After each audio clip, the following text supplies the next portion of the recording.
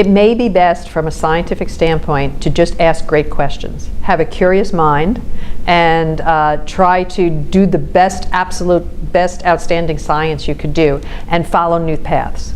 And don't always have in the back of your mind where it's going, because science doesn't really work like that. And I think if you try to force it that way, you probably fail. I mean, and Jim himself said, if he was, looking to treat cancer, and he never would have found CTLA-4. So I think there's a lot of wisdom in that, and that I think we have to understand that science takes time, science takes curiosity, science takes persistence, science takes failure, and not everything is a success, and we need to learn for those failures. And I think we're at a point now that you don't always just have to be in the lab either. You can start something, a question in the lab, but we now also have the possibility with what's in patients now. And we know that not every patient is successfully being treated by the current immunotherapies.